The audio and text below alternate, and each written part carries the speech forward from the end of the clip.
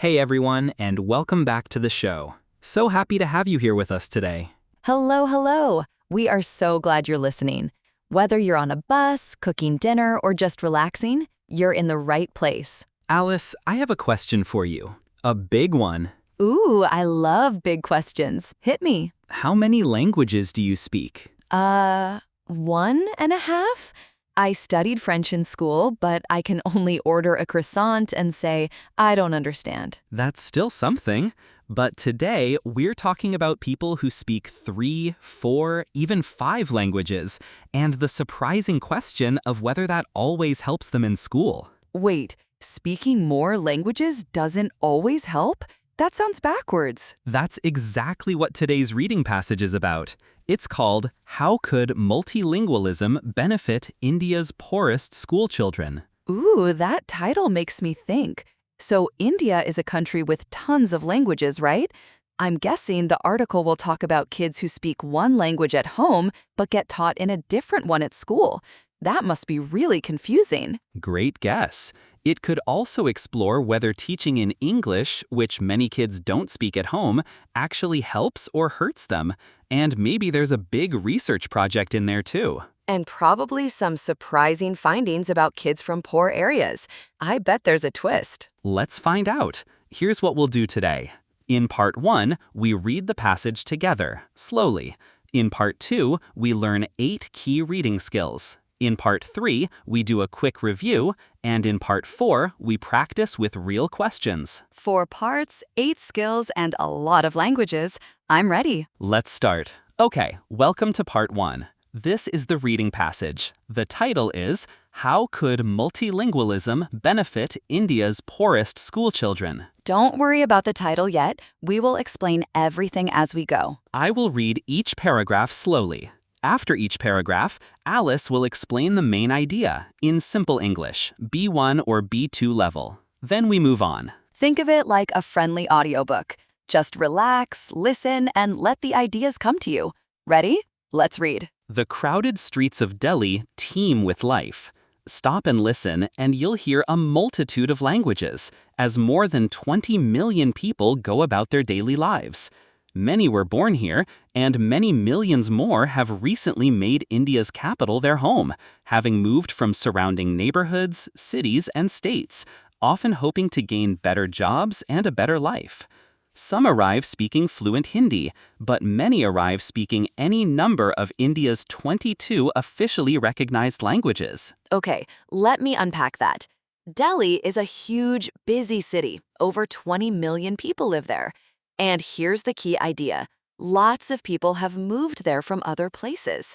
They come to find better jobs and a better life. And they bring their own languages with them. So the city is full of different languages. One important phrase, a multitude of. That's a fancy way of saying a very large number of.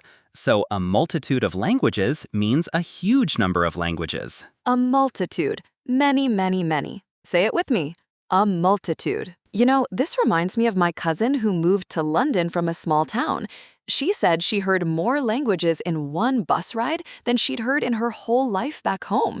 Cities really are language soup, aren't they? They really are. Okay, let's keep going. Just like last, listen, but don't worry. We'll explain this after. A team of researchers, led by Professor Ayanthi Timpley of Cambridge University, is working on a project collecting data on 1,000 primary-age children in Delhi and the cities of Hyderabad and Bihar. The main aim of the 4-year project is to find out why, in a country where multilingualism is so common, the many benefits of speaking more than one language do not apply to many of India's schoolchildren. Okay, this is the heart of the passage. A professor is running a big research project, 4 years, 1,000 kids. And the big question is, in India, lots of people speak many languages. In Europe, speaking many languages helps kids do well in school. But in India, it doesn't seem to help. Why? That's what they want to find out. 2 important words here. Primary age. That means children in primary school, so roughly ages 6 to 11. And multilingualism. That's the ability to speak multiple languages. So, quick recap. Paragraph A showed us the city full of languages. Paragraph B introduces the big research question. Got it. What's next? Each year across India, 600,000 children are tested, and year after year, over 50% of children in Standard 5, 10-year-olds, cannot read a Standard 2 task fluently. Just under 50% cannot solve a Standard 2 subtraction task. Low educational achievement can lead to many students dropping out of school, a problem that affects female students most. Okay, so this is the problem. The numbers are big, 600,000 kids tested every year, and the results are worrying. More than half of 10-year-olds can't read at a 7-year-old level. Nearly half can't do a basic subtraction problem. And because of this, many kids, especially girls, drop out of school. Dropping out means leaving school before finishing. Disproportionately means more than you would expect, so the problem affects girls more than boys. Quick question for you. No pressure. Just think about it. Is the problem in paragraph C about reading or about maths? Or both? It's both, reading and maths. If you got that, nice one. Tim Seepley and her colleagues are investigating whether these low learning outcomes could be caused by an Indian school system where the language that children are taught in often differs from the language used at home. Many of the children have moved from remote, rural areas to urban areas. They are so poor they have to live in slums, and as a result of migration, they may speak languages that are different from the regional language. Okay, this is a key idea. So imagine this. A child grows up speaking language X at home. Then they go to school, and the teacher speaks language Y. That's a big mismatch. And this happens a lot in India, especially with kids who moved from the countryside to the city. They speak their home language, but school is in a different language. Remote means far away, difficult to reach. Slums are very poor, crowded areas in cities. Migration is the act of moving from one place to another. Imagine being 7 years old, starting school, and not understanding the teacher at all. That would be so hard. No wonder kids fall behind. Exactly. That's the heart of the problem this research is trying to understand. Having already tested 1,000 children, the researchers will now retest them. They intend to look not only at test results, but also at variables such as the standard of schooling, the environment, and the teaching practices themselves. It's possible that one of the causes of low performance is the lack of pupil-centered teaching methods. In many Indian primary schools, the teacher dominates, and there is little room for independent learning. Okay, so the researchers are looking deeper now. It's not just about test scores. They're also looking at what are the schools like? What's the environment? How do teachers teach? And here's an interesting idea. Maybe the problem is that in many Indian schools, the teacher talks and the kids just listen. There's not much room for kids to learn by themselves. That's called pupil-centered learning, where the student is the center, not the teacher. Pupil means student. Pupil-centered means the teaching is focused on the student's needs, and dominates means the teacher controls everything. So we've got the problem, kids falling behind, the possible cause, language mismatch, and now another possible cause, teaching style. This is getting interesting. Although the findings are at a preliminary stage, Tim Seepley and her team have found that the medium of instruction used in schools, especially English, may hold back those children who have little familiarity with the language before starting school. According to Tim Seepley, most of the evidence shows that English instruction for children from low socioeconomic areas might not be the best way for them to learn, at least in the first 3 years of primary education. Okay, so here's a big finding. The language used to teach, the medium of instruction, is really important, and especially English. If a poor child has never heard English at home, and then suddenly the whole school day is in English, that child is going to struggle. The research suggests that teaching poor kids in English, at least for the first 3 years, might not be the best idea. Preliminary means early, not final. Medium of instruction is the language used to teach, and socioeconomic refers to a person's social class and income level. So it's not that English is bad, it's that starting with English too early, when kids don't know it at all, can hold them back. That makes so much sense. What we would recommend for everyone would be to start learning in the language they feel comfortable learning in. English can still be used, but perhaps not as the medium of instruction in primary schools. It could be one of the subjects taught alongside other subjects. We are not suggesting that English be withdrawn, that ship has sailed, but we perhaps have to think more about learner needs. Okay, so Tim Seepley is saying start with the language kids feel comfortable in.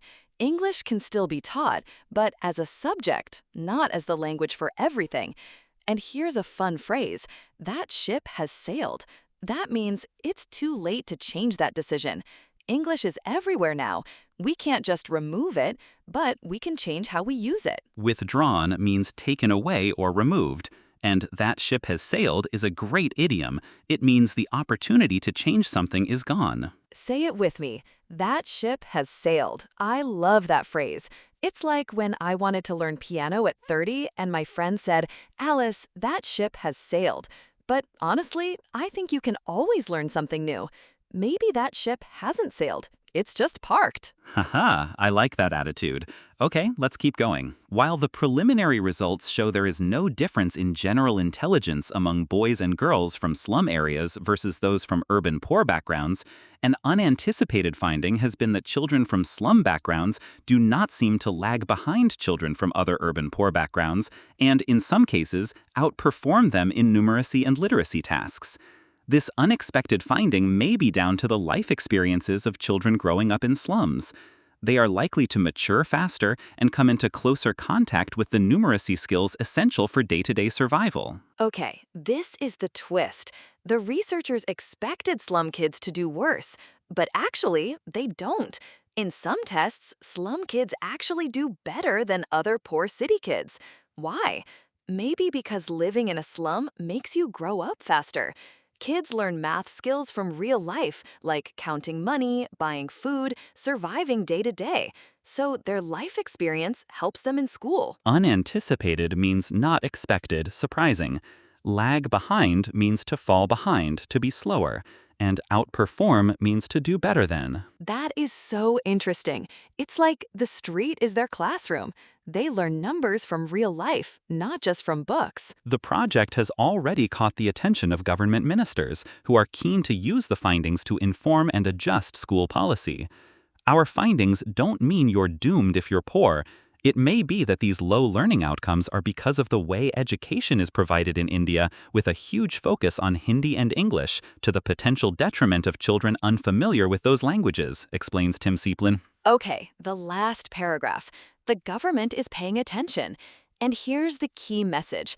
Just because you're poor doesn't mean you're doomed. The problem might not be the kids. It might be the system. If schools focus too much on Hindi and English, kids who don't speak those languages at home get left behind. Doomed means certain to fail or be destroyed. Detriment means harm or damage. So, to the detriment of children means it harms the children. So the message is hopeful. Change the system. Don't blame the kids. Okay, that is the full passage, 9 paragraphs. Let's quickly remember the structure. Paragraph A, the city, full of languages. So that was our reading passage. How did you feel? Did you catch most of it? If you didn't catch everything, that is completely normal. The goal was never to understand every single word. The goal was just to get the general shape of each paragraph. The city, the problem, the causes, the surprise finding, and the hope for change. That's the shape of the passage. And now we are going to learn the 8 skills that help you read any passage like this faster and more confidently. Let's go to part 2. Welcome to part 2. This is the main part of today's episode, the 8 reading skills. 8 skills you can use in your next IELTS exam, or even in everyday English reading. Are you ready? Let's begin with skill 1. Okay, skill number 1, David? Skill number 1, David? Skill number 1, skim the whole passage first before you read carefully. Skim? You mean read it fast? Yes, very fast. Don't stop for difficult words. Just get the general idea of each paragraph. So for our passage, what's the general idea? The city, the problem, the causes, the surprise, the hope. That's the shape. Oh, so I don't need to understand every detail at first. I just need the skeleton. Exactly. And once you know the skeleton, finding answers becomes much faster. Why does that help so much? Because when a question asks about a problem, you already know that's probably in paragraph C. You don't need to search the whole text. That makes so much sense. I always used to read the whole thing word by word. No more. Here is a tip. When you skim, only read the first sentence of each paragraph. That sentence usually tells you what the paragraph is about. Say this with me. Skim first. Skill number 2. Always read the questions first before you scan for answers. Wait, isn't that obvious? You'd think so, but many students start reading the passage in detail before they even know what they're looking for. Ah, so they waste time reading things they don't need. Exactly. If the question asks about the main aim of the research, you already know which words to look for. So the question guides the reading, not the other way around. Perfectly said. The question is your map. Read the map before you start walking. The question is your map. Say it with me. The question is your map. Okay, skill 3. Scan for keywords. Don't read every word. Let your eyes jump to the important ones. What counts as a keyword? Names, numbers, dates, and unusual words. For example, in our passage, Delhi, 1,000, 50%, Chimply. So if a question asks about specific cities, I just scan for capital letters? Exactly. Your eyes move down the page quickly, like a camera looking for the important things. Like a camera. My eyes are a camera. I love that. Numbers and dates are always easy to spot. If a question mentions 50%, your eyes will find it very quickly. All right, quick pit stop. So far, we've got skim first, questions are your map, and now eyes like a camera for keywords. 3 down, 5 to go. Skill 4 is a really useful one. Watch for paraphrasing. What do you mean by paraphrasing? The question will almost never use the exact same words as the passage.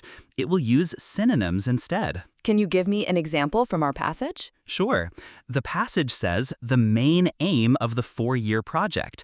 A question might say the primary objective of the research. Oh, main aim becomes primary objective. Exactly. Same meaning, different words. That sounds hard. It gets easier with practice, honestly. The skill is simply don't look for the same words, look for the same meaning. Say that again, David. I want to remember it. Don't look for the same words, look for the same meaning. Don't look for the same words, look for the same meaning. Say it with me. Skill 5. Find the topic sentence. Usually, the first sentence of a paragraph tells you what the whole paragraph is about. So in paragraph C, the first sentence talks about 600,000 children being tested. Right. So immediately, you know, this paragraph is about the problem, the test results. So I don't need to read the whole paragraph carefully unless the question is about test results? Exactly right. The topic sentence is like a sign on a door. It tells you what is inside before you open the door. Let's practice. Listen to this first sentence. What is the paragraph about? While the preliminary results show there is no difference in general intelligence among boys and girls from slum areas versus those from urban poor backgrounds, an unanticipated finding has been that children from slum backgrounds do not seem to lag behind. That paragraph is about a surprising finding. Slum kids doing better than expected. That's paragraph H. Did you get it right? Skill 6 is the one that trips learners up the most, but it's really just a small logic puzzle. Yes, no, not given questions. Oh no, I always get confused with not given. Everyone does it first. Here is the key difference. Yes means the passage says the same thing as the statement. So not given does not mean no. It just means the passage is silent, no information. Exactly. The passage is silent. Say it with me. The passage is silent. And here's a little trick this question type likes to play. Sometimes the statement says all or always, but the passage only talks about some. That's usually a no. The statement went too far. Ooh, so watch out for words like all, every, always, never. Good tip. Okay, let me test you. Here's a statement. The researchers are investigating whether low learning outcomes could be caused by a language mismatch between home and school. The passage says exactly that in paragraph D, investigating whether these low learning outcomes could be caused by an Indian school system where the language taught differs from the language used at home. So that is yes. Correct. Now try this one. Timpley had trouble convincing female students to join the study. The passage mentions that dropping out affects female students most, but it never says anything about Timpley having trouble recruiting girls for the study. So the answer is not given. The passage is silent about that. Perfect. You just used skill 6 correctly. Skill 7? Manage your time. If one question is taking too long, skip it and come back later. But isn't it bad to leave a question unanswered? It's worse to spend 5 minutes on one hard question and lose time for 5 easy ones. Oh, so one hard question can cost you many easy points. Exactly. Always guess something, mark it, and move on. You can come back at the end if you have time. A good rule of thumb, roughly 1.5 minutes per question. If you're still stuck after that, move on and come back later. And our last skill, skill 8, guess unknown words from context. You will never know every word, and that is completely normal. Oh, that is so good to hear. For example, imagine you don't know the word multilingualism in our passage.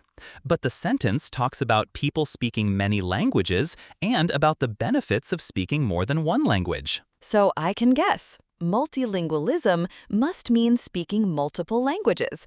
I don't need the exact definition, I just need enough to answer the question. Exactly. Context is the words around the unknown word. Use those words as clues. Say this with me. Use context clues. And that is skill 8. And all 8 skills done. Wow, 8 skills. That was a lot. But I feel much more confident now. You should. These are real, practical skills that every good IELTS reader uses. And the important thing is, these skills work together. Skim, read the questions, scan for keywords, watch for paraphrasing, topic sentence, yes, no, not given, time management, context clues. They are a team.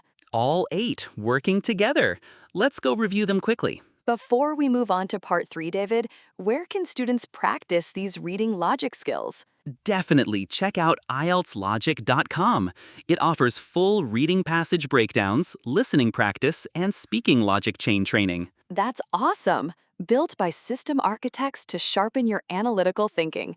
Visit IELTSlogic.com today. Welcome to part 3. Quick review, no pressure, just a fun recap.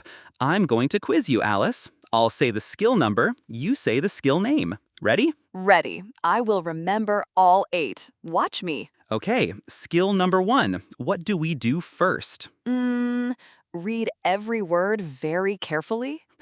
No, that's the opposite. Skim first. Get the big picture. Right. Skim first. I knew that. Okay, skill 2. Read the questions before you scan. Good. And what's the little phrase for that? The question is your map. Exactly. Now, skill 3. How do your eyes move? Like a camera, scanning for keywords, names, numbers, dates. Nice. Skill 4. Watch for paraphrasing. Don't look for the same words, look for the same meaning. Beautiful. Skill 5. Find the topic sentence, like a sign on a door. You're on fire. Skill 6. Yes, no, not given. And remember, the passage is silent. That's right. Skill 7. Manage your time. Don't get stuck on one question. And skill 8. Guess unknown words from context. Use context clues. 8 skills. I think you got them all this time. 8 skills. I think I got them all this time. Well, almost. You nearly said read every word at the start. That one doesn't count. I was warming up. Now, if you feel like it, try saying all 8 out loud yourself. No pressure. Even remembering 4 or 5 is great. However you did, that is genuine progress.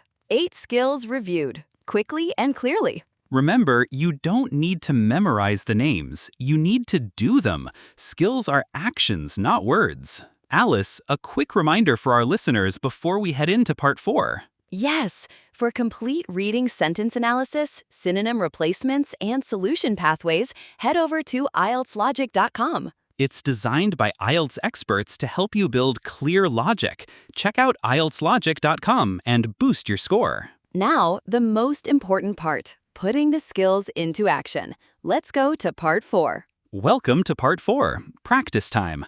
We are going to use our passage about multilingualism in India. Remember, the one about the city, the problem, the causes, and the surprise finding. And I will ask you real exam-style questions. Try to answer before we give you the answer, if you can. Say it out loud if you like. No pressure, though. Just listening carefully works too. After each question, we pause. Then we go back to the passage, look at the exact line, and explain the answer. Okay, let's start with the summary completion questions. This is a gap fill summary. I'll read the summary, and you need to choose the correct word from the list. Let's begin with question 14. The city of Delhi has a dense population, and as you walk through its streets, you hear people speaking a variety of languages. So the summary says Delhi has a dense population. Let's go back to paragraph A. The passage says more than 20 million people go about their daily lives. 20 million people. That's a huge number of people in one city. So the answer is dense population, meaning lots of people packed together. That's option I. Exactly. And notice, the passage doesn't say the words dense population. It says 20 million people. That's our paraphrasing skill at work. Same idea, different words. Okay, question 15. Some of them have spent their entire life in Delhi, while others are new immigrants. Let's go back to paragraph A again. The passage says many millions more have recently made India's capital their home. These are people who just arrived. They're new to the city, so the answer is new immigrants, option J. An immigrant is someone who moves to a new country or city to live there. So new immigrants are people who have just moved in. Nice one. Question 16. Whether they have come from a nearby district or have traveled from the other side of India. Let's go back to paragraph A. The passage says people moved from surrounding neighborhoods, cities, and states. Surrounding means close by, nearby. So the answer is nearby district, option H. And notice the structure. The summary says from a nearby district or from the other side of India. The passage talks about people moving from nearby places and from far away. So nearby district matches surrounding neighborhoods, cities, and states. Question 17. They have all come in search of things such as improved employment opportunities.